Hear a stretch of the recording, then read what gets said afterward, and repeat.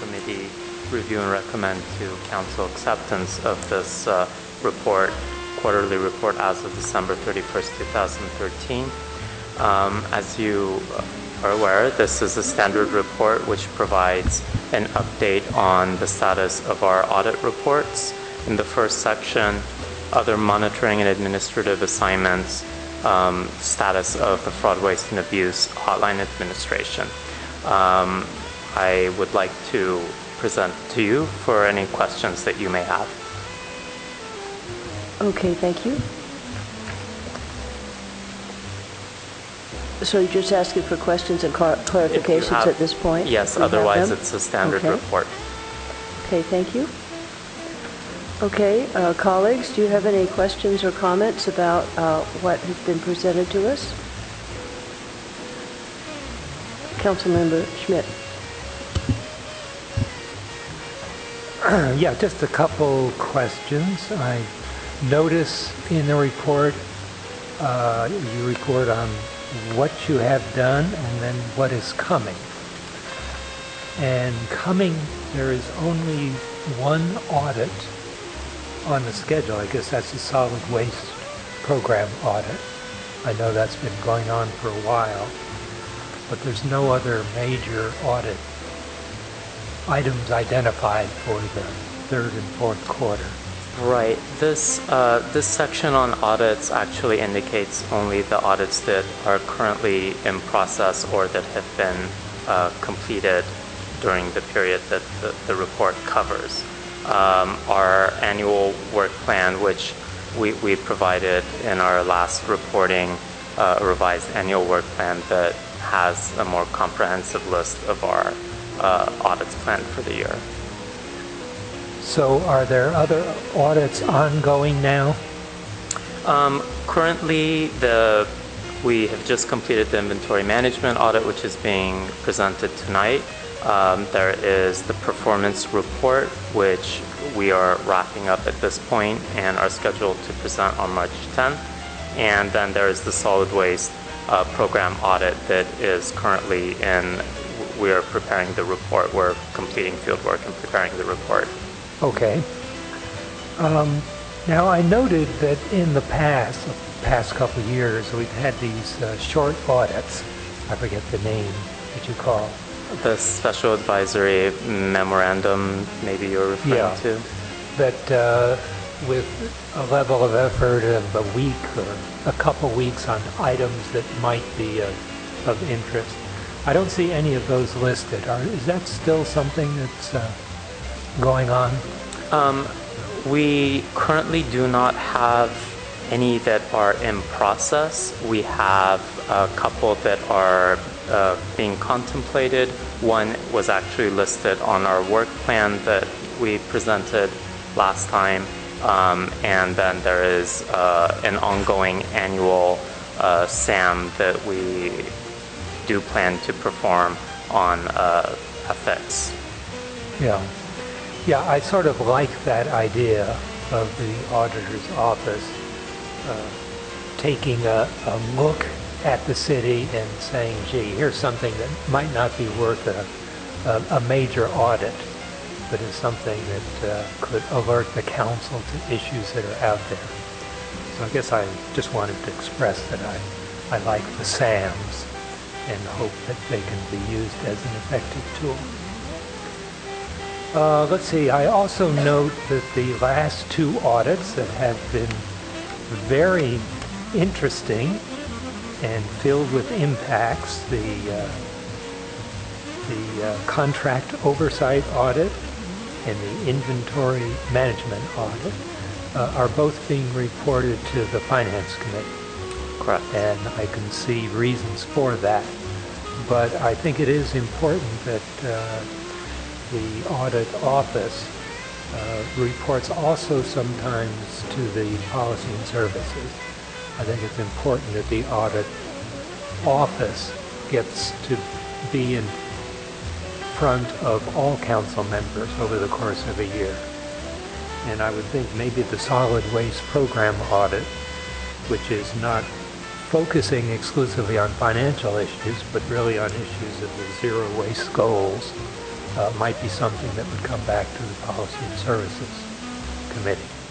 Now, I don't know how you identify where you come back to, but again, my own personal view is it would be good to have the auditor's office in front of both committees. Right.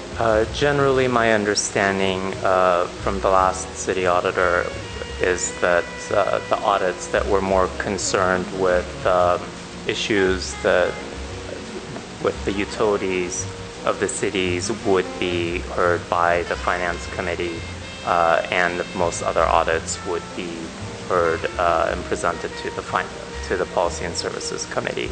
But I don't know if that was necessarily a 100% rule. So, but that's my understanding. Yeah, I guess the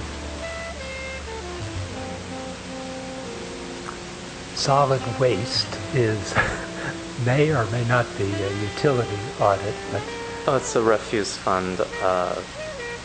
It concerns the refuse fund. So right, but yes, an enterprise fund. Yeah, it's an enterprise fund, not necessarily a utility fund. Correct. But I guess I see the value of it to Policy and Services is on the zero waste goals of the city, which is, not just a financial issue. So let me just put that out there as my own opinion. Last item on the hotline. On the hotline, complaint number 9, you said it entered and was closed during the quarter, but the action taken is referred. That doesn't sound like closed. What? Yes. What happened on that one? Yes. This was a case where we felt that the issues were important issues, but that were not necessarily appropriate for the hotline committee to address, that they were issues that were more appropriately addressed through human resources or people strategies and operations. So as the hotline committee as a group did consider the issues and did agree that that would be the appropriate course of action. Yeah, I guess just I'm struck by the word closed when actually it's a referral. And maybe there's a way of expressing that a little differently. Okay, yeah. Because, it's important that it's still, being looked at, but by the appropriate people. Correct. Good, thank you very much. Thank you. Okay, thank you very much. Just one quick observation. Under the sales and use tax allocation reviews, you said that we are really somewhat subject to the response, the turnaround time as it relates to the State Board of Equalization. So that seems to be an issue, ongoing issue, that due to their scheduling and their response times, it certainly impacts our ability to get this information out to the public or to really address 45 potential misallocations. Is that correct? That is correct. And that's sort of an ongoing issue that their scheduling and response time impacts our ability to get this information. That is my understanding, yes. Great, okay. Well, thank you. I don't have any additional questions, and you had none, so we appreciate your presentation, and thank you for your hard work. My pleasure. Thank you. Do you need a motion to recommend to the City Council acceptance? Yes. Wait a minute. Let me go back and... Move to accept the report. Okay. Move to recommend the council accept the report. Okay, so do we want to take that as a Yes. okay, move to accept the report and send it on to the City Council. Is there a second? Second. Okay, all in favor? Aye. Opposed? Thank you. Thank you. It Appreciate passes with one member absent. Councilmember Sharp.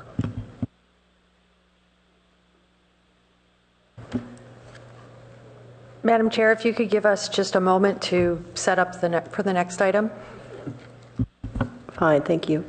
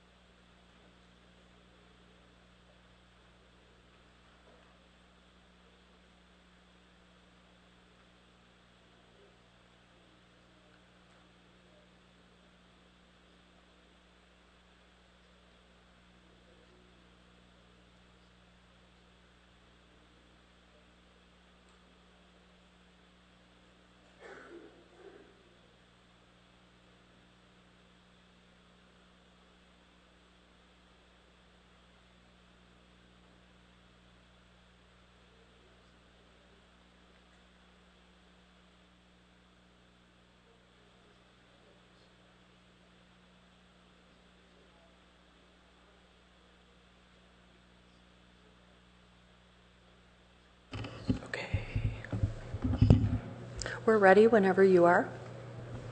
Okay, thank you. The second item on our agenda is the Coverly Artist Studio Program. And if we could start with the staff report. And I have 2 speaker cards. If anybody else wants to submit a speaker card, please do so. Thank you. Good evening. I'm Raina Halper, an Assistant Director at Community Services with oversight of Arts and Sciences. And with me tonight we have Karen Kenzel, the Director of the Palo Alto Art Center. So I'm going to start with the presentation with a 22-slide PowerPoint, and then we can open it up. So tonight we're looking at the Coverly Artist Studio Program in advance of opening it up for a new round. And we have wanted to give an overview and some background information first. So the first thing I want to start with is just that this is a really important program. It serves artists really well, and it demonstrates the city's commitment to the arts. The current artists deeply value the program and the community it provides. And the high cost of living is forcing artists out of the area, detracting from the quality of life in the region. And this makes the program even more essential and needed and makes its policies more critical. I wanted to have you note that 1995 was the last time that the policies of this program was reviewed by this committee. So, when we look at assessing any program, we ask some questions in our inquiry, and I just wanted you to see the kinds of questions we asked it as we started evaluating the program or assessing the program. Is the program optimally serving artists? Is the program serving the greatest number of artists who need it? Is the program open, accessible, inclusive, and equitable? Is the program employing best practices? And is the program accountable and its public benefit clear? So in terms of, those are our starting questions, and in terms of assessing it, we did national research, a local survey of 120 artists, assessment and evaluation, community input process, a lot of drafts of different documents, and now we're here before you at Policy and Services. By way of background, this program began in 1989, and it responded to the need for affordable space for artists. The program's importance increases proportionate to the cost of living here. Approximately 60 artists have been served since 1990. We have on record 55 for sure, 3 interim for sure, and we think there were 2 more, but the records are a little bit vague in some areas. Currently, there are 22 artists in residence. 11 are Palo Alto residents. We have 23 spaces that range from 360 to 1,000 square feet. Artists pay below market rates for studio space, and that looks like 82 cents per square feet for residents of our city and 91 cents per square feet for non-residents. The market rate is $2 to $3.50 per square feet, so we estimate this is about a third. They're paying about a third of the market rate. The city earns about $100,000 in revenue annually for this program, and the subsidy is valued at approximately $165,000 annually. When we embarked on research into best practices, and we do have some detailed copies of the detailed grids that we can give to you if you so desire, we tried to really get a handle on what's happening nationally. And programs, there's a lot of programs and a lot of different programs. The best way we can kind of summarize is say that there's basically 2 types of programs. One is a studio rental program, and there's thousands of these in the United States. They're generally not juried. They're unlimited lease renewals. They sometimes have low income requirements, and they often have low turnover. The other type of program is a residency program, and these are juried programs. They're usually short-term.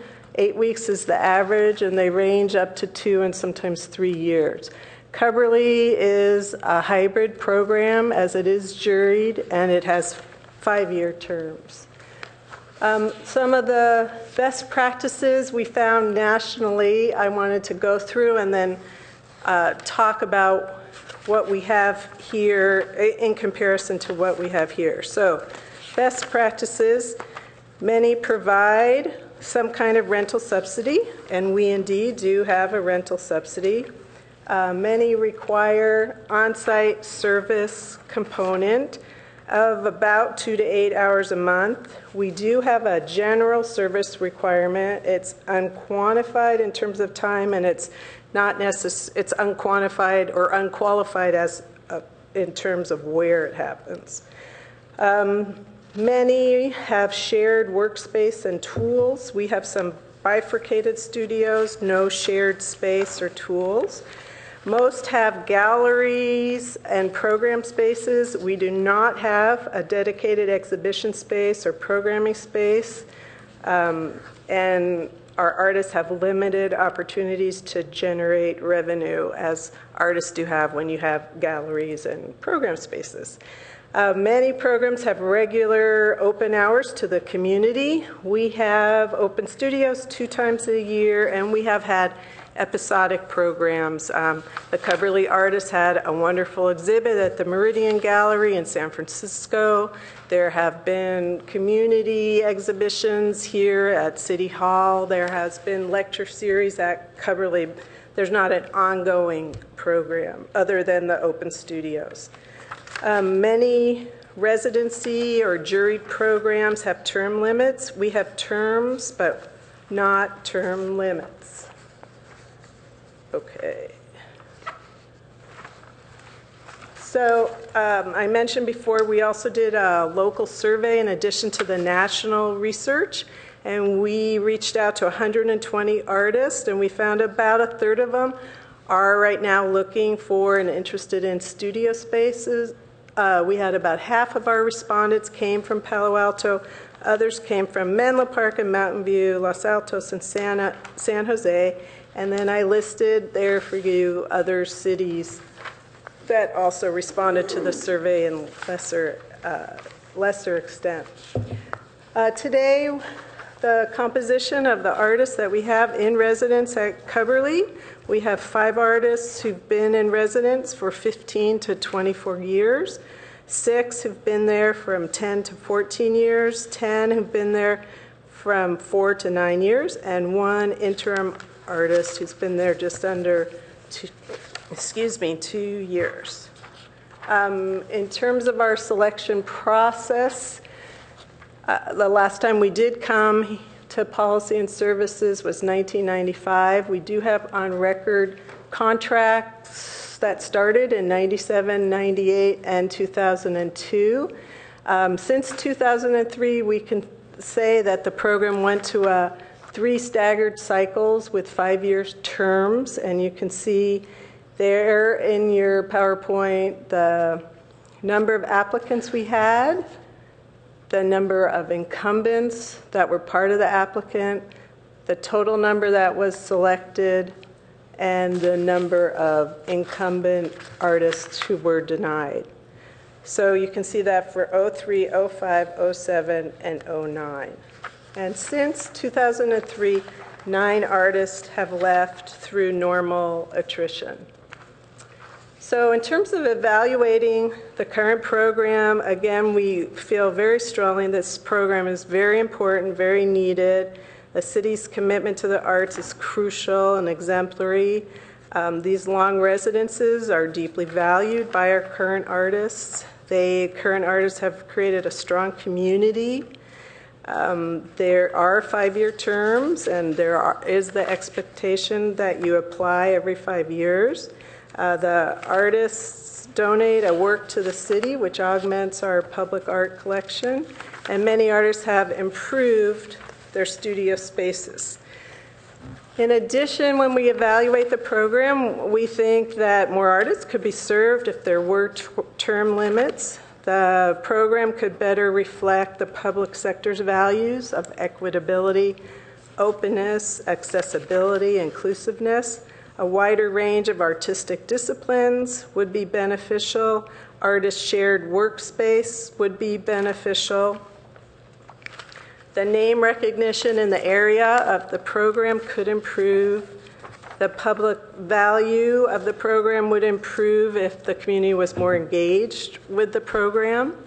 The economic impact for artists could be greater.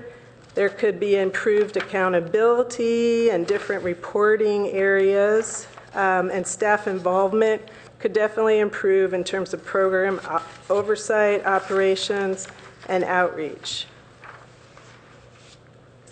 So in terms of developing recommendations, we have gathered input. This slide shows 5 meetings, October, November, December, January, and February, that were open meetings. There's been a lot of informal communications with Coverly artists as well as with other artists who are not yet in the program.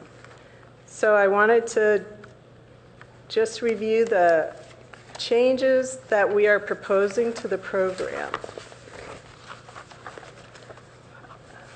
First, what you see in brown, I just wanted, so you would know, I wanted you to know these are points that were added since our last community meeting with the arts community, and that was on last Thursday, February 13th. So the brown font indicates that. So we are recommending instituting term limits up to 2 4-year terms with the ability to reapply after 2 more terms. We are comfortable with adding the provision that termed out artists can apply and be waitlisted should studio space become available in that during those 2 terms where they're termed out. Another change is we really want to focus our outreach on increasing the diversity of artistic disciplines, artists in different points in their career, cultural approaches. We want to increase staff oversight and involvement, increase the practice of shared studios, quantify community service to 4 hours a month or the equivalent, with the highest priority of service happening on site to support the program, and an increase of economic activity and impact, turning Coverly into more of a cultural destination. We have 1 unused space right now that was formerly the jewelry studio at Coverly that we want to turn into a cultural cafe, gallery, pop-up shop, programming space. We want to be able to sell artists' work in that space. And we want to encourage the artists to be able to sell their work and teach in their studio for fees, and some way to track these sales to try to get some data about economic impact.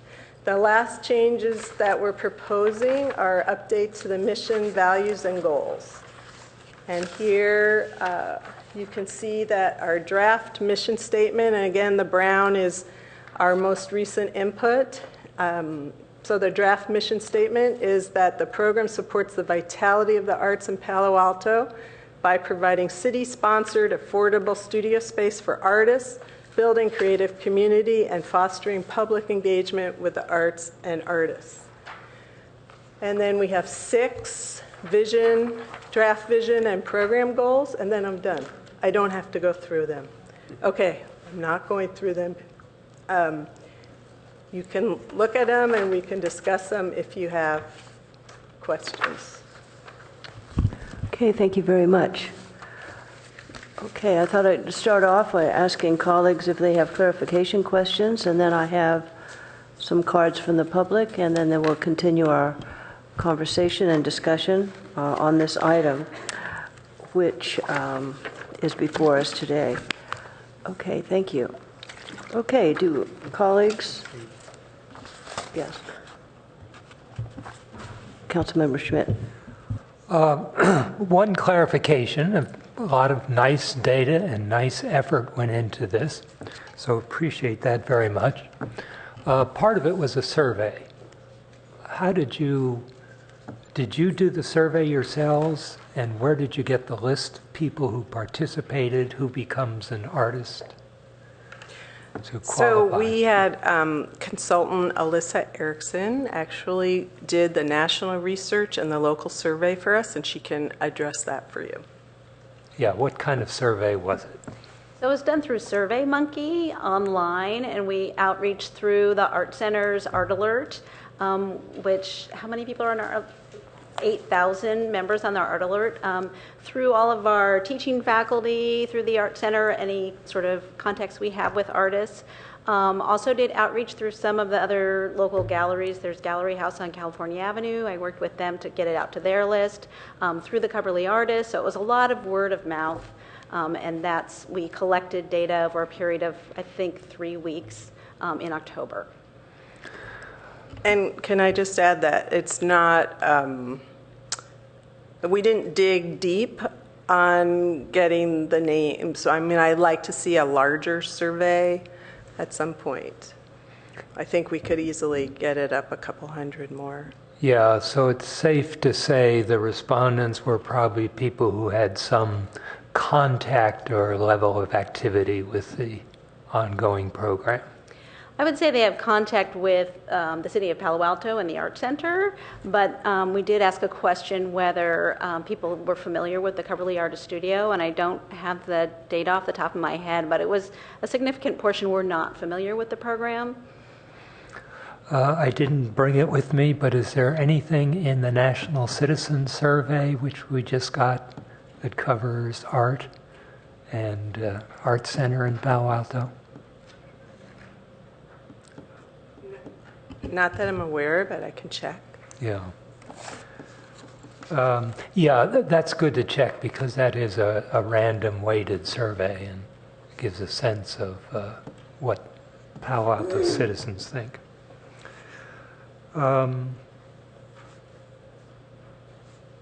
Okay, those are my questions. Councilmember Klein. Yeah, excuse me. I have a variety of questions on the staff report, and I'll go through just in the order they appear in the report. On page 2, the second full paragraph talks a lot about the differential in the rate charged to Palo Alto residents as compared to non-residents. And I was wondering where the differential, which looks like it's 10%, came from. Is this similar to what we charge for other programs of the city as a differential? Or what is the thinking on that? So I can't speak to where the original differential came from, but in the budget process 2 years ago, there was a proposal to increase the fees for artists, and the artists negotiated with Greg Betts it was more important to them to have a closer differential. They were willing to pay the increase rent, but wanted to have a closer connection between residents and non-residents because they felt it was critical to the community, the vitality of the artist community. And just to add, it does parallel the differential we use in Community Services Department for other similar programs. And I also want to point out... Well, that's why Mr. Betts got up, and I'd like to hear what he has to say. Yes. And just while he's coming, I just wanted you to know, in 1995, it was 41 cents a square foot for residents and 45 cents a square foot for non-residents. 10% as well. Good evening, Greg Betts, Director of Community Services. During the fiscal year 13 budget cycle, we came to the Finance Committee with revenue adjustments for the Lawn Bowls Club, the community gardens for the field users, and the Coverly Artists. And at that time, we had recommended a larger increase in the fees or rent for the Coverly artist. The Finance Committee lowered the amount to the 82 cents that Raina referred to, and the differential is the same that we use for any of our camp programs or recreational activities, or the differentials that we have in the rentals of city facilities. Very good.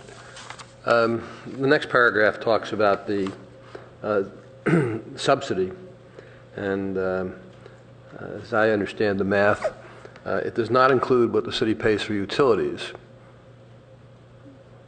Do we have a figure as to what the city pays for the utilities for each per square foot? No, but I could get that for you. Yeah. And the same thing with regard to maintenance. If we look at this as a commercial real estate transaction, commercial people talk about triple net leases, meaning that the tenant normally pays for utilities, taxes, and maintenance, and here the tenants aren't paying for those. And I think when you add those in, the subsidy is really a lot more than $5,000. My guess is that it's more like $6,500 or $7,000. And I think perhaps before it goes to the city council, it might be good for you to refine the numbers and help from the real estate department. Okay.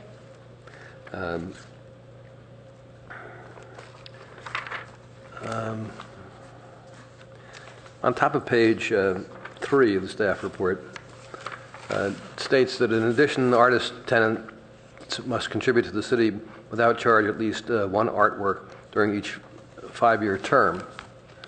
And that's great.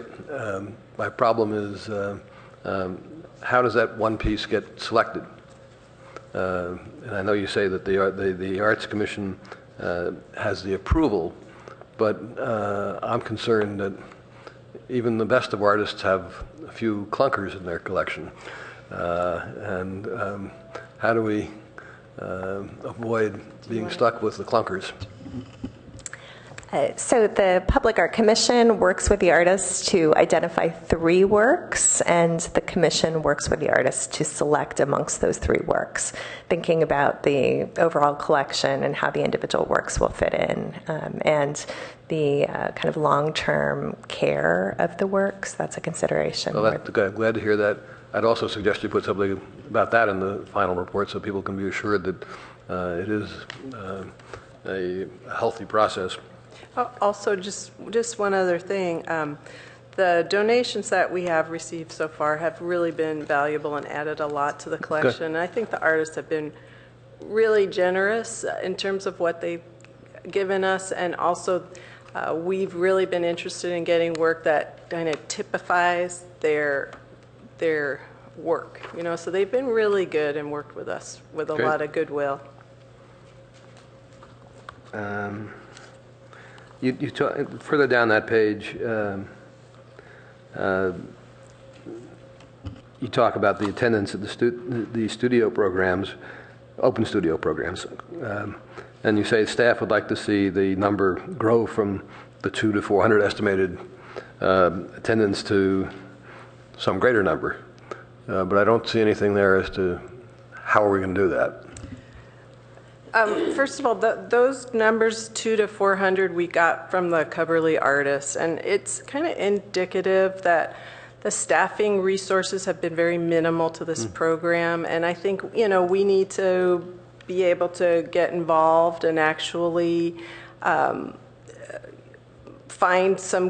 collect some good data and put together a good marketing plan for it. And I think that's one thing that a new round always gives you, is the opportunity to do a lot of marketing and outreach, not just for new applicants, but for the program, and in this case for the open studio, since they do happen twice a year. I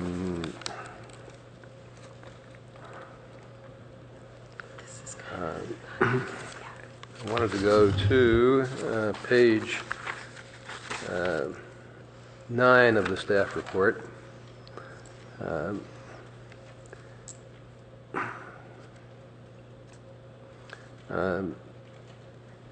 And I know that there's been some confusion back and forth in the report and comments from people from the public and from the artist community as to whether to have term limits or not. And you've sort of compromised in part by saying tonight that that yes, there'd be term limits, but a termed out person could apply if by attrition a vacancy occurred. So at the top of page 9, you talk about the artist selection process, and say in the little sentences that one that concerns me says points would be deducted for incumbent artists based upon their number of years in residence.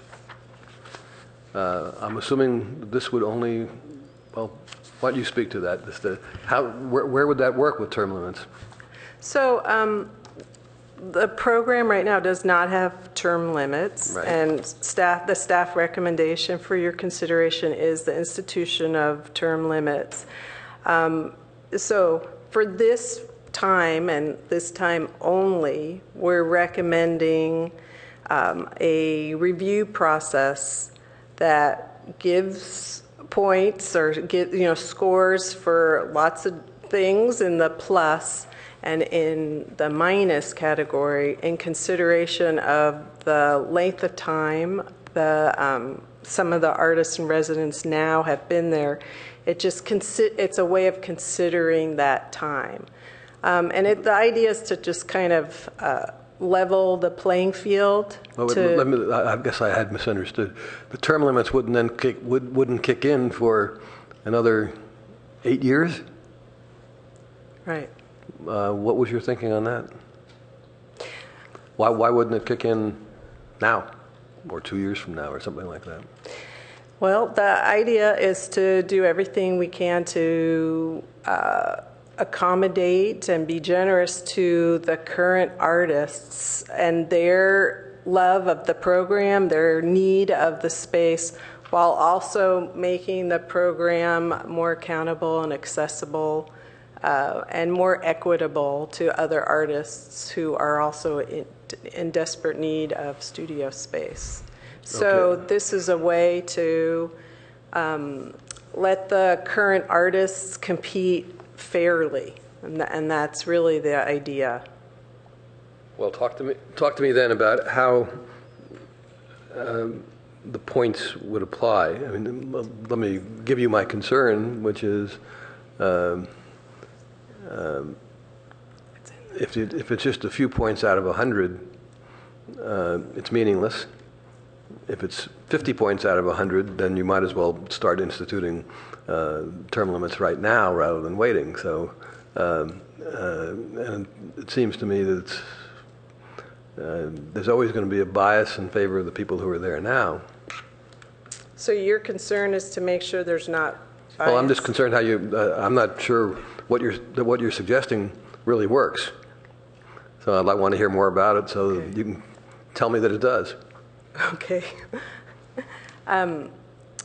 Shall I go? Did you want? Yeah, please respond. Thank you. So I know Chair Price didn't want to get too in the weeds, but let me try to broach this. What you see here is a two-tiered selection process. The first tier would be up to 20 points, and it would be focusing on the really important criteria of this program, which is artistic excellence or the potential for artistic excellence. The artist statement that addresses their need and how the program would impact them and their artistic endeavors, and the ability of the artist to contribute to the program. So those are the most important weighted elements. So then the idea is, as long as you have at least 15 points, you go on to phase 2.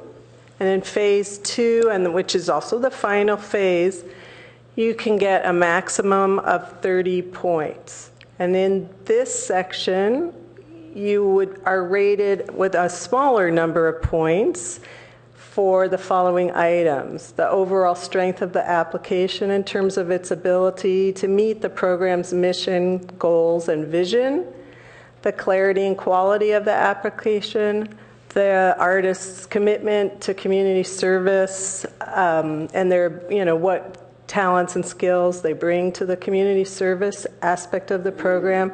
If they're Palo Alto resident, so you can see they all are getting plus points for that. And then the last line is, and that would again only apply to this round, is the incumbent's years in residence. And that would be a -0.5 to -6 points. And it just graduates up the scale from 2 years to 24. So a person with 24 would have a -6 points?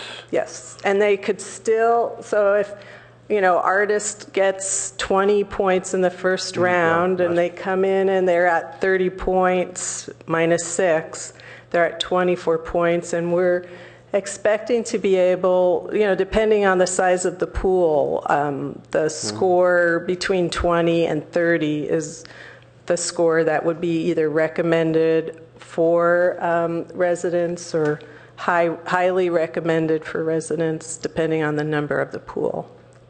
That that counts. If you have 20 artists at 25 points, you have to. It's a bell curve, but we're looking for that range of 20 to 30. So then that means that artists who have the -6 could easily be seated again. And what do you think? What do you think? I don't know. Since I only got your system, I'll have to think about that a little bit. But I'm concerned that the system you're setting up would be inhibiting to younger artists, non-incumbents.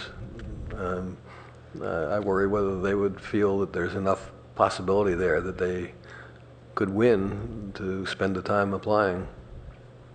I'll have to think about that. Well, I don't know if you've spoken to any in that category or not. I'm sorry? I don't know if you've spoken to any younger artists who are not residents and got some feeling as to this system as to whether or not they'd apply. We've had these 4 or 5 meetings, and we have had interest from about 6 non-applicants have either come to the meetings or contacted us, and I do think there would be interest. Did you want to comment on that? I feel really confident about that. I think one of the ongoing challenges of the program, and I think the artists will speak to this, is that there's not high visibility for this program in the Bay Area. Definitely something that we hope to rectify in partnership with the participating artists. So our hope is by publicizing the new selection process, there'll be strong interest in the program. Informally, we've heard from artists that they're very interested, non-participating artists in the community. There's a tremendous need for studio space out there. And we also have a lot of artists who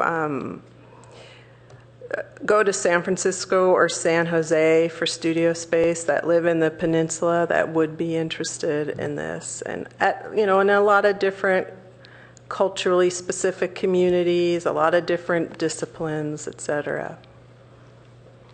Okay. So, but there's no way of knowing. I mean, we might not have very many applicants. We just don't know. We're really just trying to do diligence and all the way. Okay, next question was on page 21 of the packet, which gets us into the application.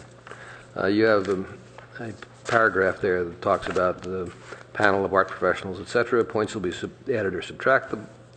Then you say, for example, artistic excellence, demonstrated need. And it's those words that, those last 2 words that I don't understand. Tell me what you mean by demonstrated need. Right. So, what you saw in the phase 1 of scoring were the 3 most important things: artistic excellence, need, and contribution. And by need is, it's going to be up to the artist to define that. I need this studio because I have no other space to work. I need this studio because, my career was once very successful and now I'm starting again and I need the support of other artists. It's really going to be identified by them why they need. And then, the panel will be able to evaluate and look at those and who are they most convinced by as need. One thing you probably recall about this program is that it's a requirement that artists cannot have another studio space. So, you have to, the artist, the applicant has to be able to articulate that they need the studio for whatever reasons they say, and that it would make an impact on their work. And one thing as a relatively new person here that I hear a lot from the Cubberley artists is just how much the community, being in a community of artists, has advanced them artistically. And that's just really a priceless Aren't almost everybody going to give the same answer you just gave as to what demonstrated need means? I don't know. I will be very curious to see what the answers are, and they will have a character limit. So they'll have to articulate and get to the point. Well, when I first saw those words, I was thinking, are you asking people to submit financial statements like to the bank or their income tax returns? And well, maybe you want to make that clear that you're not asking them to do that. Okay. But my last question is Yes.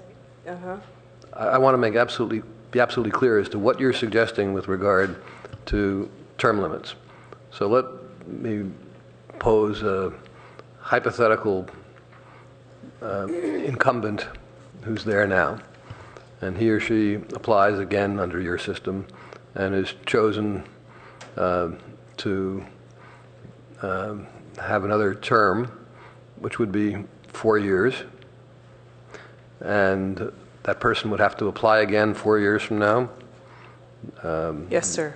But most likely would be chosen again unless the person basically stopped working or had some problem. So, so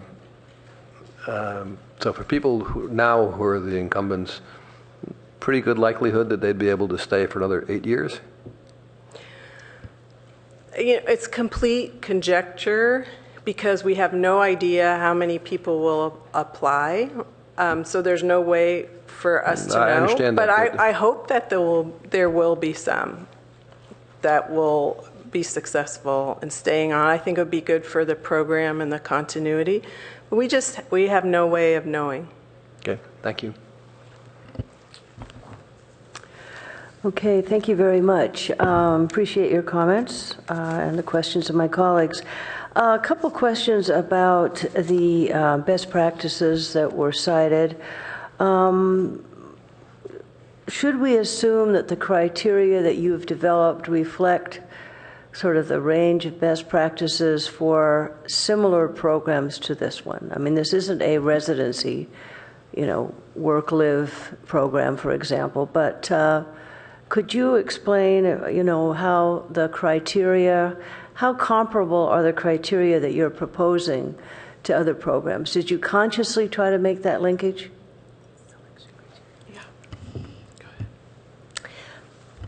The selection criteria is very much parallel and analogous to other jurying programs. Having participated in many jurying processes for residencies, very similar. Artistic excellence, kind of need or project statement, CV, visuals, very similar. Okay, thank you. And in the goals of having a more diverse population of artists, and to intensify the marketing, which will certainly benefit the artists, benefit the community, and really be a partnership. In the best practices research, have you drawn some suggestions or observations from those practices that would make it possible to try to reach these goals of having a more diverse population with a variety of media and different, artistic expression? So I love that question. Thank you for asking it. I've spent a lot of time going across the country and looking at different studios over the last 10 or 15 years, really in terms of economic development and the strength and growth of the creative sector. And what you see over and over and over again in cities is, where the artists move in, there pops up studios, and then there's cafes, and then there's retail, and all of a sudden it's this really cool part of town, and it gets too expensive and the artists move out. So what I can say in terms of best practices is that we have kind of a unique situation here. We have the Cubberley Artist Program is sited in a controlled environment. It's not downtown, and it doesn't have to make and create economic impact. But what it can do, that most programs that are at all similar to this, what it really can do is create this exciting, animated, energetic, dynamic space where you have lots of artists working. You're really using the space to the max, like, having 10 or 5 printmakers sharing a studio instead of having 3 printmakers each with their own studio.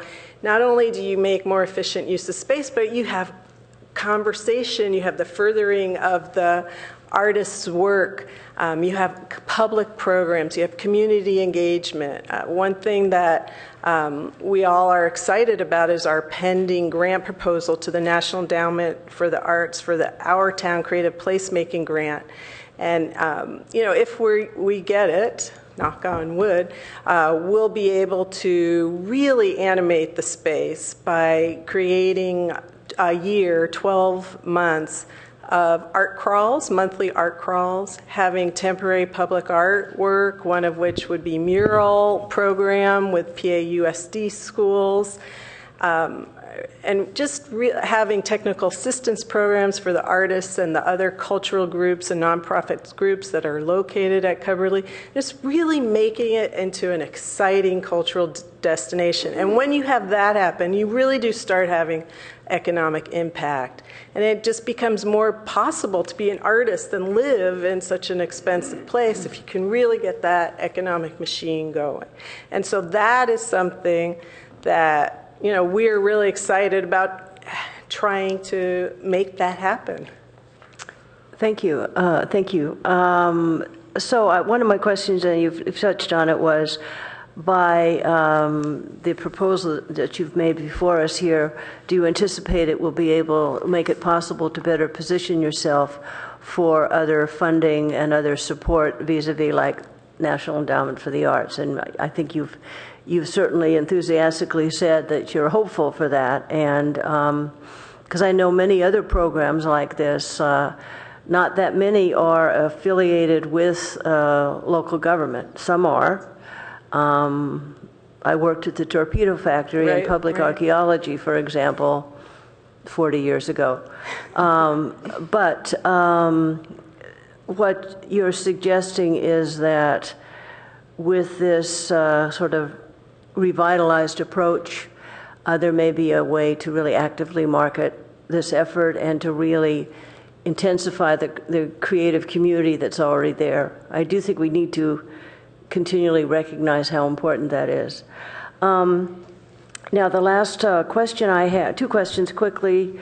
The issue of the shared space, have both the current artists and people who are artists who are interested in participating articulated their view of this concept, the need for it or interest in it, or are we getting mixed signals from both the artists and the artists at Cubberley and outside artists who may be interested in participating?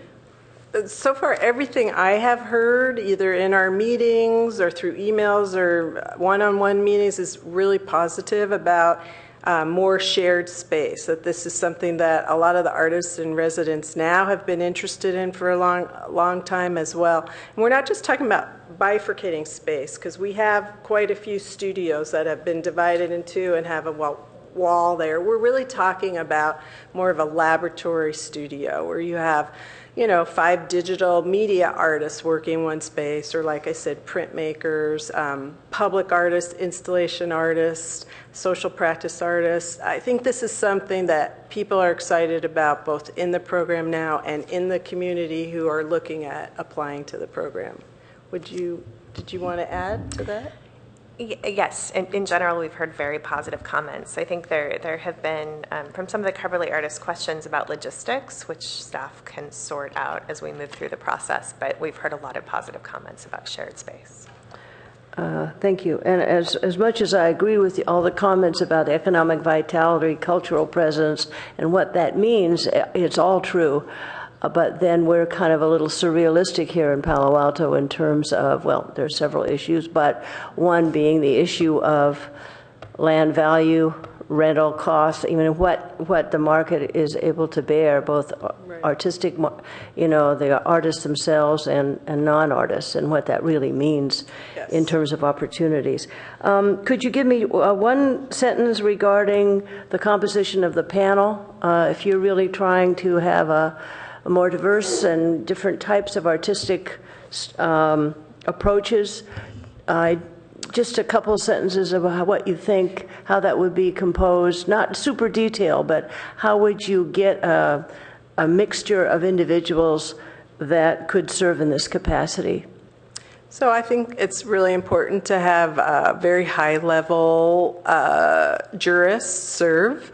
So whether they're, well-known artists or arts administrators or run a residency program or are professors in the arts, I just think we need to go for really the highest level and people that don't have conflicts of interest locally. Okay, thank you very much. Okay, that concludes our proportion for questions, and I have 4 speaker cards. And if you could come up, I'll name 2 at a time, and then we will go from there. And let's see here. Okay, the first person I have is Ula Delarios, and the second person is Linda Gass.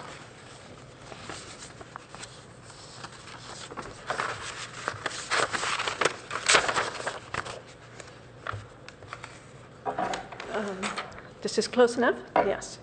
My name is Ula Delarios, and I live in Palo Alto. I have a studio at Coverly Center. I will speak a little bit about the history of the visual arts program and my objections to the term limit proposed.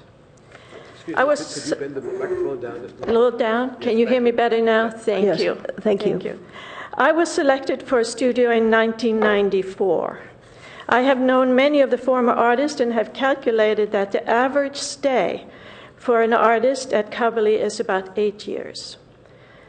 Before 2003, we had no sunset limits in our contract, but have since been required to relinquish our studios according to a city schedule that Raina was talking about.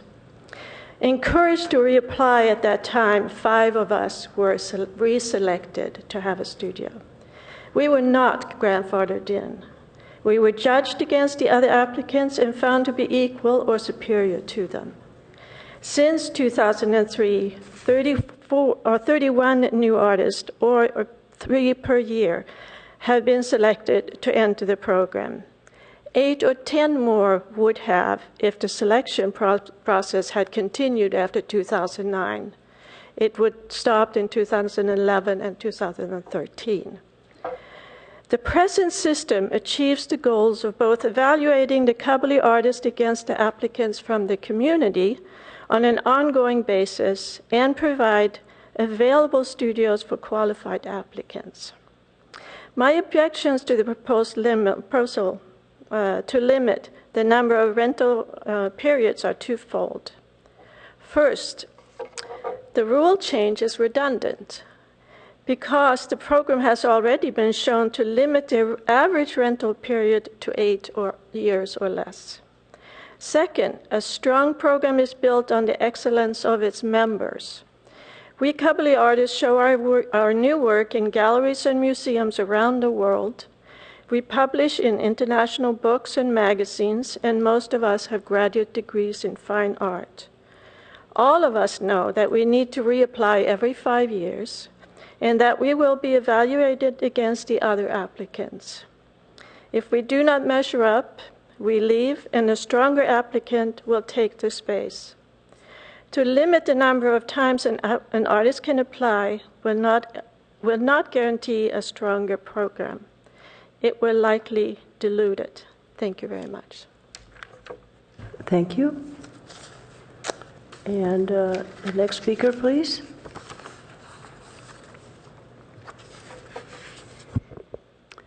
Good evening, council members. My name is Linda Gass, and I'm a resident of Los Altos, and I'm in the artist studio program at Cubberley currently. I commend many of the changes being proposed for the new program, such as allowing teams of artists to apply for shared space and creating economic value for the artists. However, I fail to see how term limits support the mission, vision, and goals of the program. As far as I can tell, the only purpose of term limits is to create turnover. Term limits are a blunt tool. They throw out the good along with the underperformers. I believe broad advertising to attract a large pool of applicants and robust selection criteria are the best ways to address both turnover and the goals of the program. How do term limits support the draft vision and program goals? Might they even be in conflict with some of the goals? For example, term limits actually disrupt the process of creating a community for artists by automatically removing valuable members. Term limits play no role in ensuring a wide range of experience amongst the artists or making the program prestigious and competitive. Having a lot of applicants and good selection criteria does this. In fact, term limits could hurt the prestige of the program if there are not enough quality applicants to fill the vacancies.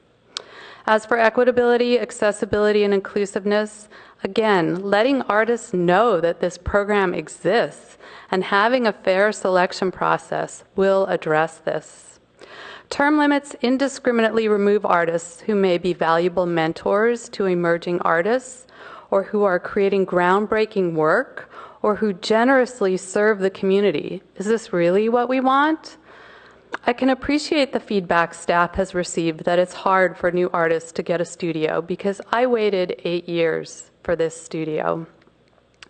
There are only 23 studios, and given the term lengths, it naturally takes time for studios to become available. And this will be true with the new program, with or without term limits. This complaint is not going to go away. However, allowing teams of artists to apply to share space is an excellent way to bring more artists into the program. Based on staff research, this program is unique and is a hybrid of studio rentals and artist residencies.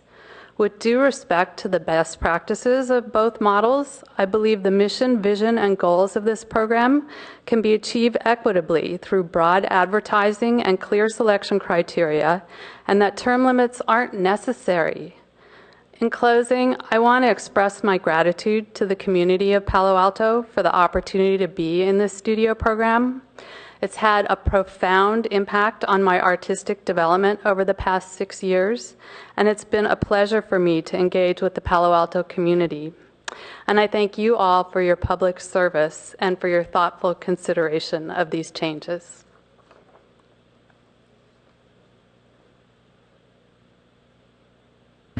Okay, thank you. The next speaker is Marguerite Fletcher, followed by Margot Knight.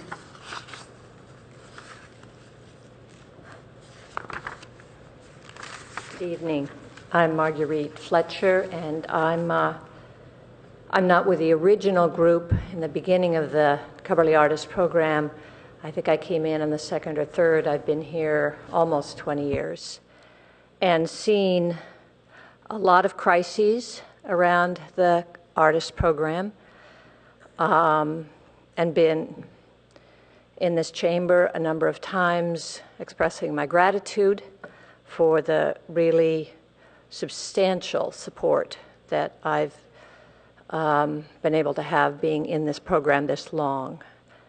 And thank you, Ula and Linda. I don't want to repeat what they have just talked about in terms of some of the statistics, but just echo that the one thing that feels like a completely debilitating, potentially, proposal is the institution of term limit caps. I know the term, you're talking about term versus term limit.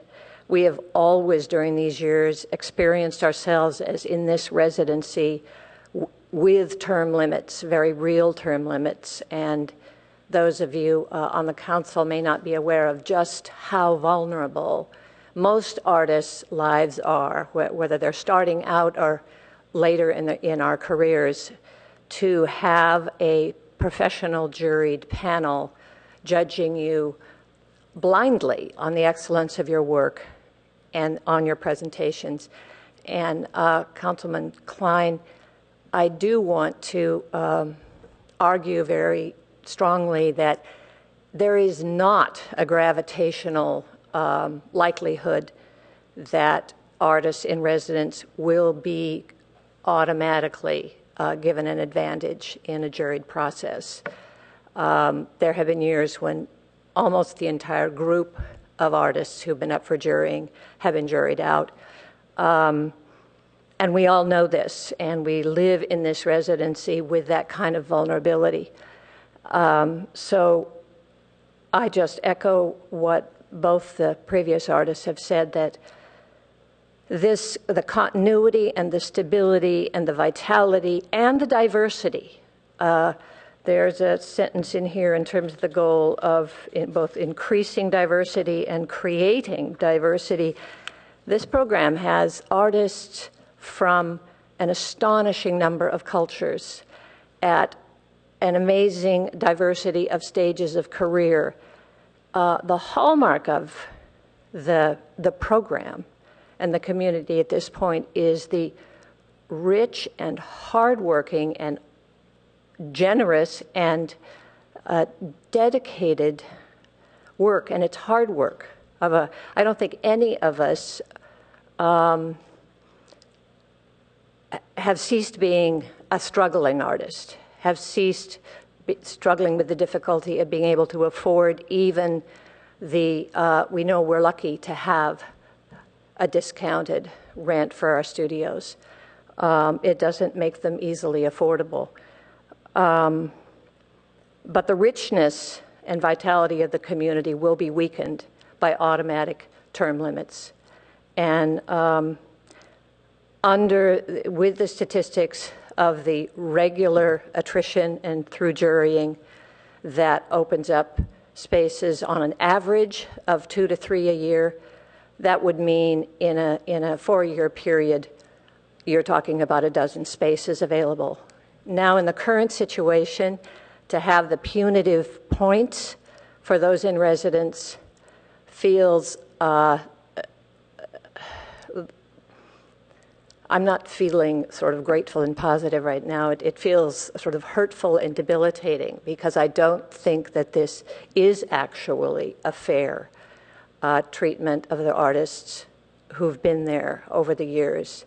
We're rather proud of the statistics on this term of current artists that spreads over these 20-odd years. It seems like a pretty good distribution of people still, a few people still in from the beginning of the program, and that this is what it ought to look like. So I wish you would not approve of the final cap on the term limits for this next trial period. There are a lot of very good, I think, proposals here for dedicating a few studios to a team of artists that would open up more space. But the one other thing I want to say... if you could wind up, you've reached 3 minutes. Okay, so, okay, thank you. Okay. But I thank you anyway, and please consider basically my protests. Okay, thank you. Margot Knight. Good evening. My name is Margot Knight. I live on the other side of the mountain in the unincorporated part of San Mateo County. I'm the executive director of Jurassic Resident Artist Program, one of the top 10 artist residency programs in the world, I am told, which is one of the reasons I took the job 2 years ago. And I'm interested, and I've spent 35 years allocating and looking at the public policy rationale for the support of arts organizations and the limited resources that are available, particularly from governments, to allocate those resources.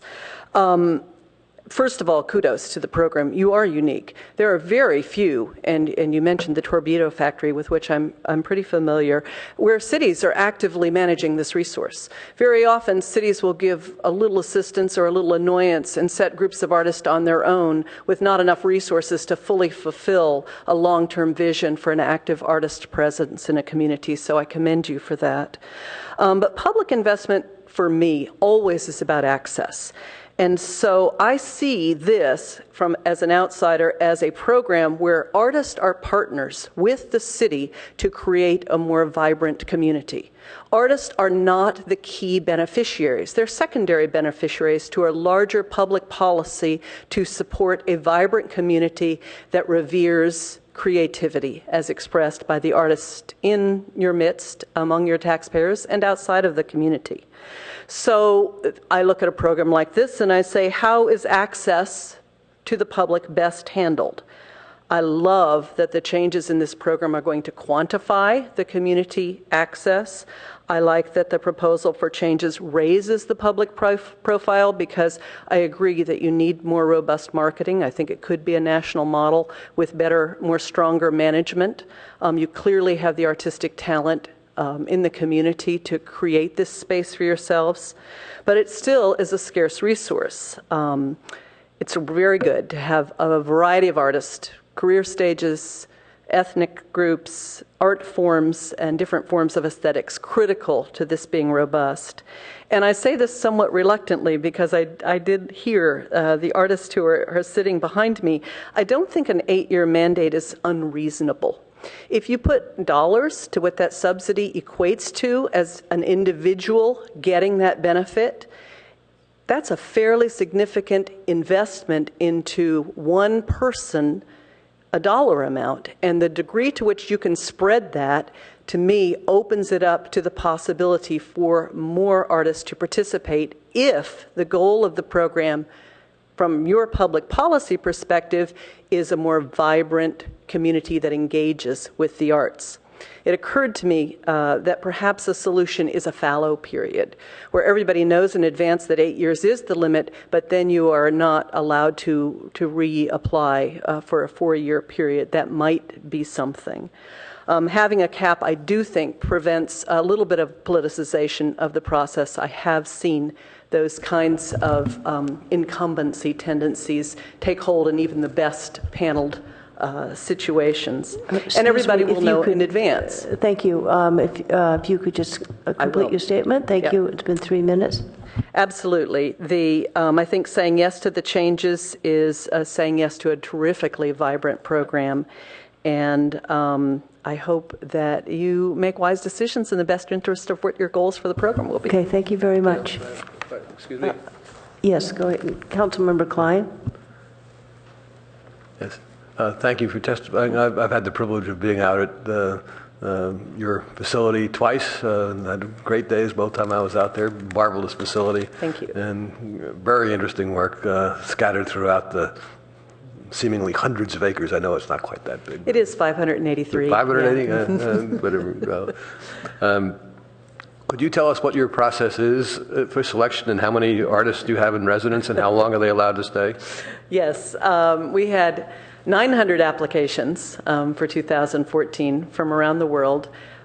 We have 7 separate juried panels for 7 separate disciplines: choreography, composition, playwriting, poetry, prose, visual arts, and media arts. And they're national panels. We panel some locally and some are bicycled out. We have 3 panelists for each. Artists are invited for 30 days at a time from March to November. and they all come and leave at the same time. And we have a provision that they may not apply for 3 years after they've had a residency, although they are invited to come for short residencies in the winter if they've been alumni before, but we don't provide the same level of service, staffing, or food that we do for the winter residencies as we do for the core 30-day residencies. Thank you.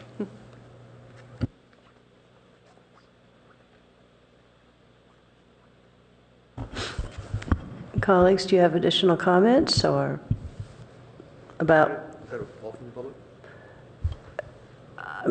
I have the four.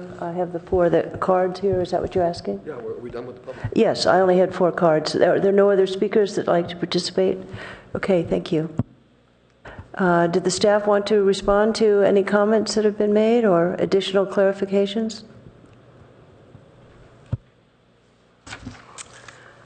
The only thing I could say is there's no desire on staff's part to be punitive at all. The real desire is to be equitable, accessible, open. And, you know, the worst that could happen if we instituted term limits is we wouldn't have enough applicants and people on the wait list, which could include termed out artists, would get a space. I mean, that's the worst that could happen.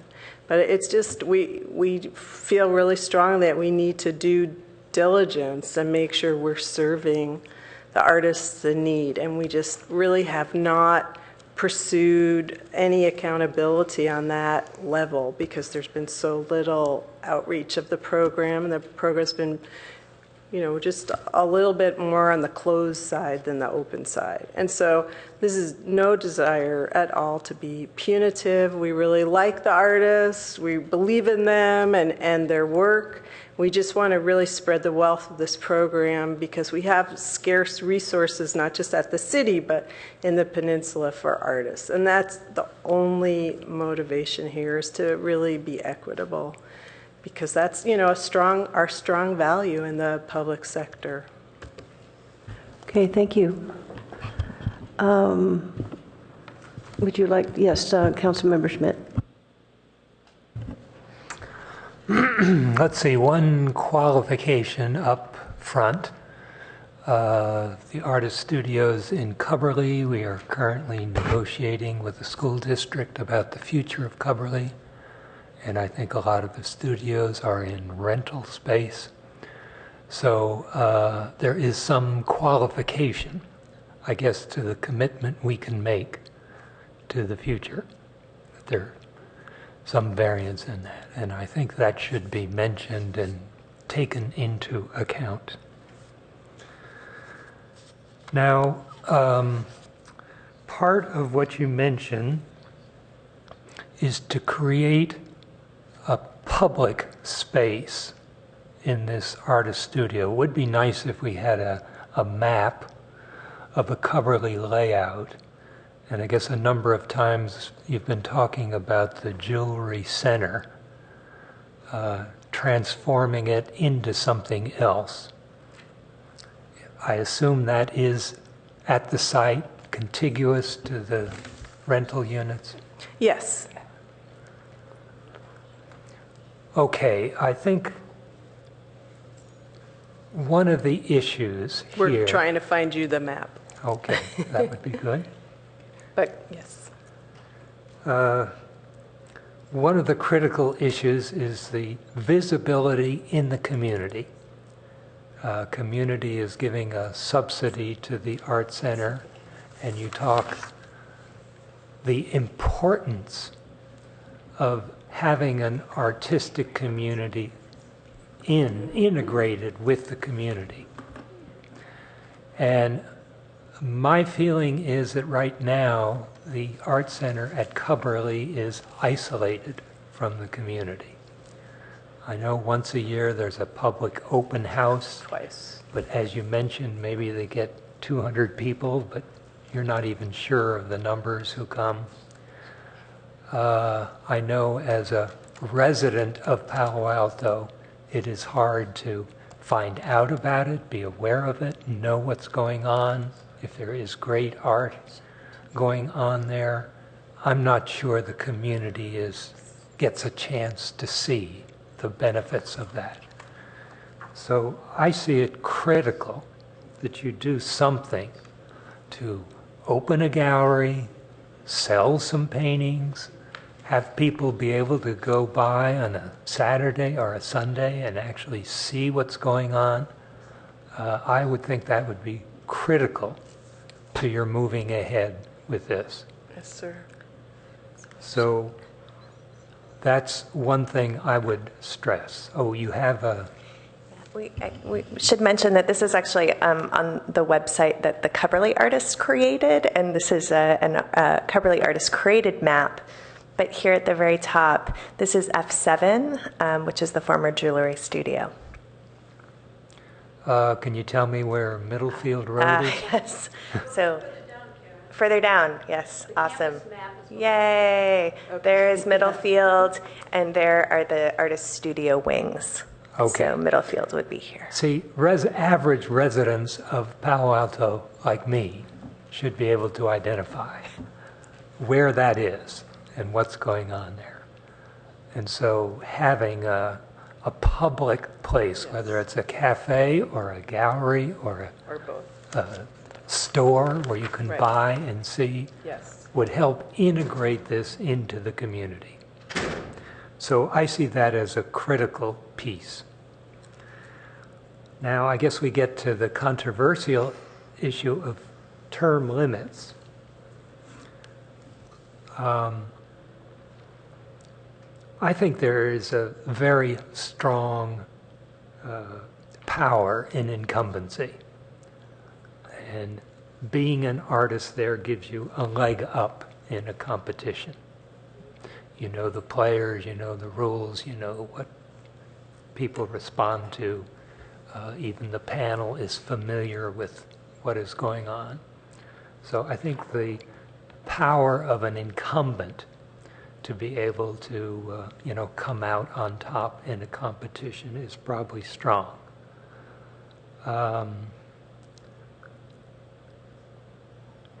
So the value, I guess one issue is if these artists have won in competitions over the last 10 or 15 years, it's maybe because they are the best artists, and we should be supporting quality art. That's why I get back to the issue then the community should partake in that quality art, be able to go and see and respond, and be excited, be part of the community, the artistic community that's being created here. On the other hand, there's, a question. Half of the artists have been there now for more than 10 years and could be there for another 8 years. Is that the best use of a resource? It occurs to me, why isn't one of the studios set aside for young people? You say high school students and graduates and college students are excluded from participating. Aren't young people part of the artistic community? Why isn't one of them set aside for youth, say given to the youth council, where on a given day 4, 5, 6 students could come in, collaborate, share, learn, experience, bring some youthful excitement to the place? Might that not be a way of creating a new generation or helping to create a new generation? I'm surprised when you said one of the criteria is no young people are allowed. I noticed in your survey there's a clear bias toward older age groups responding to the survey. I mean, what that says, at least on the surface, is young people are not engaged in that community. So is there some way of getting young people engaged? So the reason why high school students and college students aren't in there is they actually have more access to the arts and artist studio space as students. We really want to support young artists that we see as, in their 20s or emerging as artists. And that's a really important population for us to reach out because, I had my MFA from the California Institute of the Arts, and I always get these surveys about how many artists go on, in all different disciplines after college. It's not a pretty picture. And really, the lack of support for studio space in lots of different arts disciplines is one of the main barriers to really continuing on and being able to make it a viable profession. But your question is really about serving teens or serving younger people, and we do that at the Art Center quite a bit. And our teen services program that we're growing at the Community Services Department has lots of opportunities in creative field. So we feel like we're able to serve that population that you're speaking of. Also, if we get that grant from the National Endowment for the Arts, there is a specific element that is for PAUSD kids. Doing an extensive mural program. Yeah, I think I'm not so much focusing on youth where they might have alternatives, but what you said continually of trying to create a community, what I think the speaker said, we want an artistic community that brings art out to the wider community. And my question just is, how can you have an artistic community if you exclude young people? And I haven't heard of that notion before.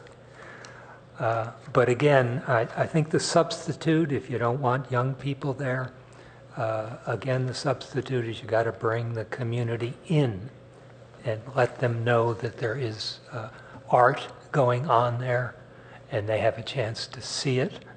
They have a chance to purchase it if they want. They have a chance to sit down and have a coffee, but this has to be made more of a community if you want to have a small group of artists who are being nurtured by the community. Absolutely. I guess I would come down on the order of there being openings. I'm not sure from your table on slide 13. You have a list of the number of incumbents who are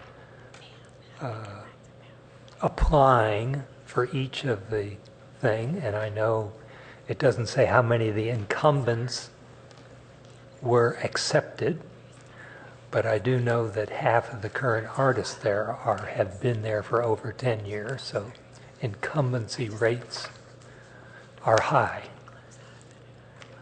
And I'd like to make sure that you maybe present a table that explains to us what the turnover is, how many new artists are getting in 2003, 2005, 2007, 2009. Sorry, we're a little slight challenge here. It's my fault because I asked for that map.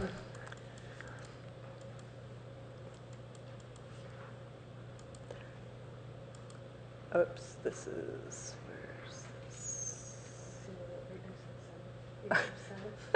I cannot see it. Oh, wait, I see it. Oh, no, that's right. Okay. Yeah, that implies that except for 2000 and, well, in every year, the number of incumbents are a small portion of the total applicants. So how much of a turnover is there in each year? Is there a power of incumbency? So The data between 1995 and 2003 is all but non-existent. So we were really trying to compile that in some kind of accurate way to reflect it. The best numbers that we have is we've served 60, including the present, 60 artists or near 60 artists over the 24 years. Yeah, I'm just saying if you look at 2003, 5, 7, Right. you have 7 incumbents and 9 selected. The next one is 1 and 5, the other is 7 and 7, the other is 7 and 10. So of the selected, how many were incumbents? What percentage of incumbents were selected? That should be available. Yeah, I can get you that in a clearer manner. Now, it may well be that the incumbents are just better artists and that the new applicants cannot compete. I mean, that might be the clear story. But I guess if you have a dynamic, creative, artistic group, you expect there to be new ideas coming in, refreshing the whole. So those are my 2 points. Is number 1, reach out to the wider community, and 2, make sure there are room for outsiders to break into the community with new ideas.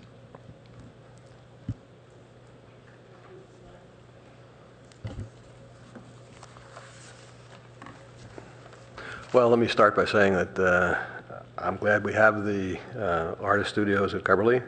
I enjoyed my tour of the open studios last year, spoke at some length with Linda Gass and a lesser degree with Marguerite Fletcher, and enjoyed my time there. And I want to start next with a philosophical idea. The staff seems very concerned as to whether we're going to have enough applicants. And I look at the slide 13, and the number of applicants is not overwhelming. On the other hand, the Jurassic program, which of course is something very special, different, much more well endowed than we can offer, has 900 applicants. So I think that also given with the number of artists we know who are in our community, and by community I mean the greater Palo Alto area, we ought to be able to have many more applicants than that. And if we can't get more applicants, that really undercuts the idea of the whole program. If we only have 20 applicants every few years, why do we have the program? That's a rhetorical question. I don't expect an answer to that. Okay. I was just going to say, actually, I think somewhere we may have misconstrued something. We actually don't think that we'll have difficulty getting applicants. I think because of the low turnover and the lack of a term limit has discouraged people from reapplying. But well, I would agree with that. Exactly. But I hear different things from other members of the staff. Okay. So I'm saying that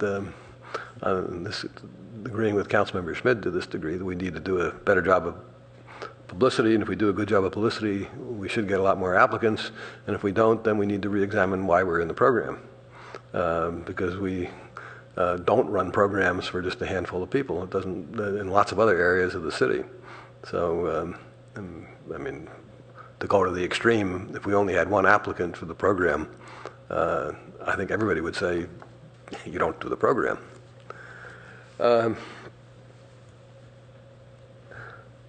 I'm also agreeing with Councilmember Schmidt that we have to find a way to open up the program. And I think we need to go further and sort of in different ways than staff is proposing for the term limits. I agree that actually that slide doesn't make sense to me, because it doesn't quite compute with, it shows a lot of incumbents being denied, but yet then we have half of the incumbents have been there for more than, 20 years. So that if everybody's being, it doesn't square to me how they fit into that chart. Well, sorry. Yeah. So we have insufficient data, but the data that bother me are the ones that say that half have been there for over 15 years and so forth. And Councilmember Schmidt's already referred to that, so thank you. 11 have been there for more than 10 years, and 21 have been there for more than 4 years. And I'm concerned about the demographics. That we need to find a way to, not the students, I'm persuaded that the students are well taken care of. It's the starving artists in their 20s and 30s who I don't think are represented right now in Cumberly.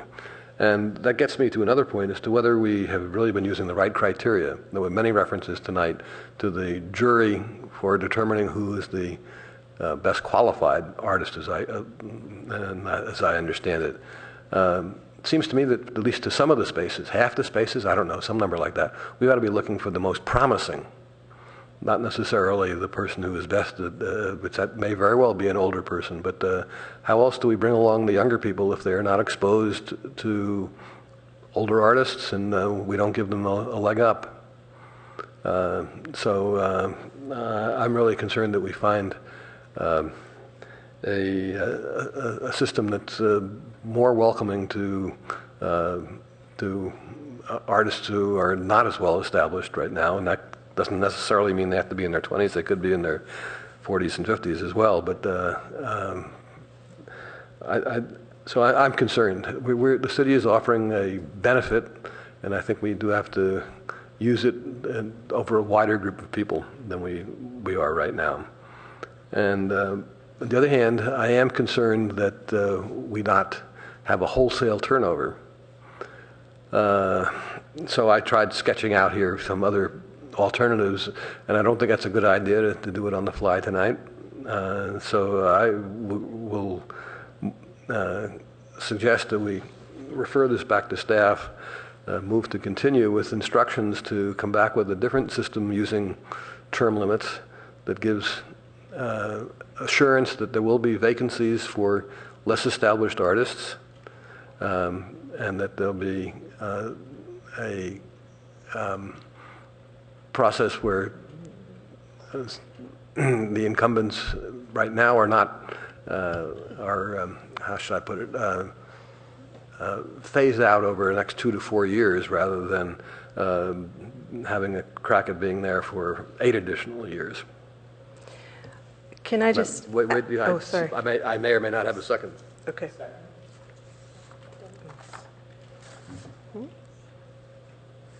Go ahead. Okay. I just wanted to clarify one thing.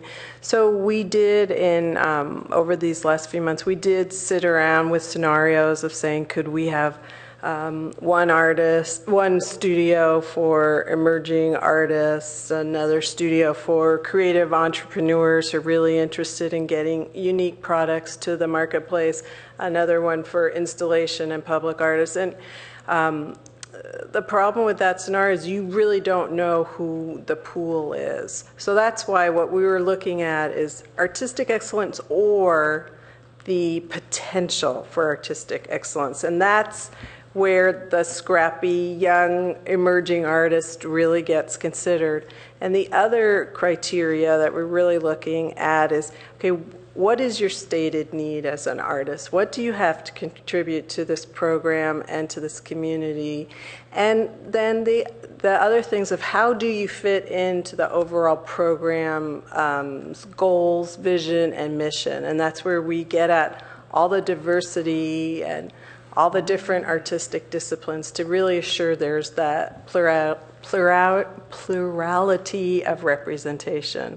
So what I'm trying to say is we did struggle with this. I think we need to work at it some more, because I think, as has been stated several times, there is, even if it's all blind, somehow that there's an advantage for incumbency, particularly when you're talking about present excellence or promise. So how does a jury work with those two criteria, which are at war with each other to some degree? That seems to me you'd be talking about having two juries rather than one. That's why there's the two phases. But let me tick off just what my other concerns were. Yes. Eight more years for people who've been there for such a long time already, I think is way too much. I think that we need to have a way of feathering things in, if I may, so that I'm not in favor of throwing people out onto Middlefield Road in a relatively short period of time. But people need time to adjust. But I think that 8 years is way too much. I'd like to hear a lot more from staff when it comes back. Since the maker and the seconder equal a majority, I guess they will be coming back. As to how we're going to reach out to get the less established artists to apply, to make them really feel that there is a place for them here. I mean, some of the things I played around with, but didn't deliberately not part of the motion, is that we have staggered classes. And should that be 1 year, 3 years, or when would that be? Do you divide the people who are there right now into two classes just by arbitrary pick straws? Is that a possibility? We've talked about the more than one jury, what's our aggressive outreach plan to make sure that we have a much greater number of applicants and maybe my colleagues have additional thoughts as to what might work. Yes, thank you. I agree with several of the comments that have been made, and I disagree with a couple of them. So let me just start off with I've been thinking a lot about this. I've been going back and forth and back and forth. So given that, I am not comfortable with the term limits. I feel that there can really be a strong statement made about the importance of having some continuity based on a sort of a merit-based juried situation. And I have been sufficiently persuaded to think that the jurying process itself and attrition will serve to, provide additional opportunities over time. I think my overall view is that Cubberley itself has such it's not a set future, so that, we could create the greatest program in the world and it will be in transition again anywhere from 5 years to 20 years from now. And I think that's something that we really can't comment on here, but that is part of the context. I agree with the issue of doing a staggered approach here in terms of the jurying. Because I think the gestalt and angst, if everyone is the whole system is on one cycle, then that causes some difficulties as I see it. I think the feathering approach, the staggered approach, which you have discussed and have thought through, I think certainly does make some sense. My other concern was the fact that in the original point system, says she who doesn't want to get into the weeds, I was thinking that, even if the system ran from 0.5 to 6 points or whatever, to work against someone who has the benefit of incumbency, the benefit of the wisdom of their experience, of their lived experience as an artist, I think that's really not an appropriate thing to add to the mix. I feel quite strongly that a well-juried system, the Gerasi system and many others that you've mentioned, the quality of the panel will address, I'm an optimist, but I've seen this work where, everyone wants an outcome that has an artistic and creative and a creativity that's valuable and powerful for the community of artists and for the community within which they are operating. So I feel that if we get too complicated with different juries looking at potential versus, ongoing contribution, that all of those things can be considered by a thoughtful jury. And in many other systems that I'm familiar with, I think it's done very successfully. I think it's important to state that the artists have been very generous and have been good partners to us, and they want their artistic legacy to be very positive, and that's important. And the role of the Arts Commission and all that, I think those were great clarifying points regarding the process that we go through to receive the generous contribution to our public art collection. So I think the other comment I would make is I think many of the other points in the staff report are on point in terms of the things we've mentioned here: visibility, marketing, outreach, engagement, vitality. I think we have to be careful that we're saying the existing conditions are not what they could be. But the existing conditions are not because, or solely because, of the artistic community that's there. There has not been sufficient aggressive partnership, I think, with the city. I mean, the marketing, the staff, we haven't had the staff to devote the hours to have an outcome that we can all be really proud of. And I think we're at a stage now when this could be really valuable, and really recreating that partnership to have a meaningful outcome to me, is extremely important if we are really serious about artistic expression and creativity in this community. So that's where I'm coming from, and I clearly think this is going to come back to us with some of the modifications that have been stated. I've expressed some of my reservations about a couple of the points, but I really appreciate the artists' comments,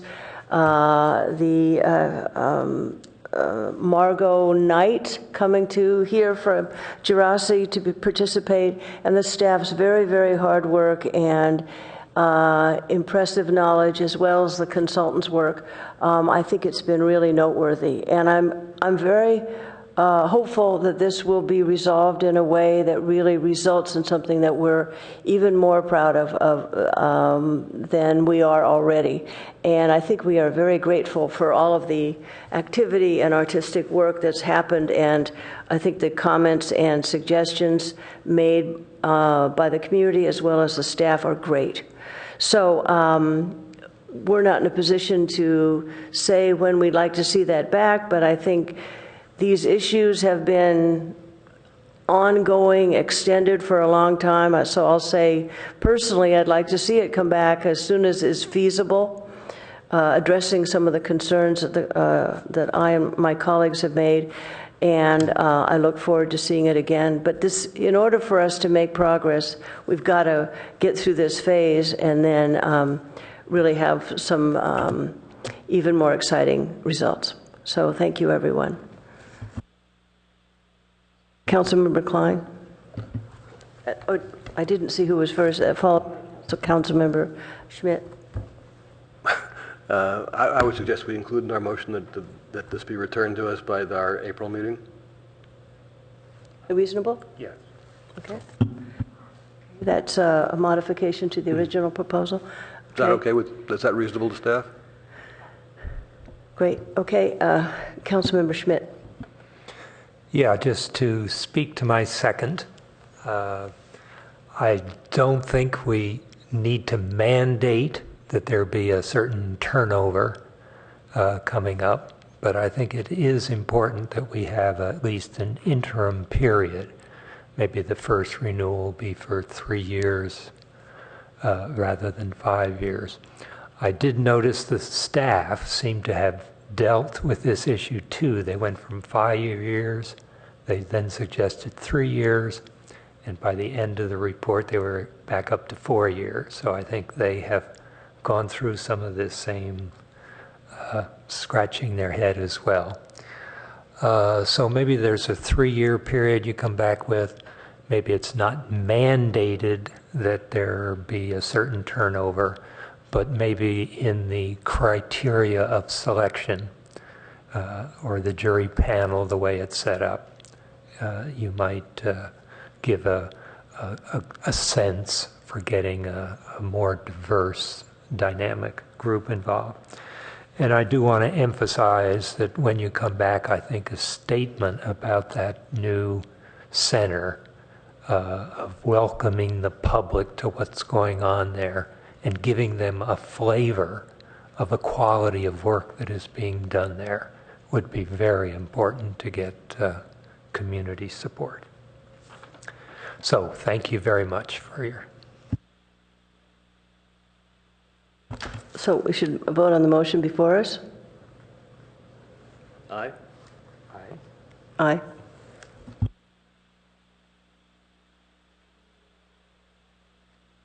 Okay, this meeting is adjourned. Thank you. Councilmember Schmidt. Future meetings? Future meetings. Our next meeting has been scheduled for March 25th, and it was moved from March 18th, so I want to notify the community at large. And the meeting will be at 7 p.m. on March 25th. Thank you.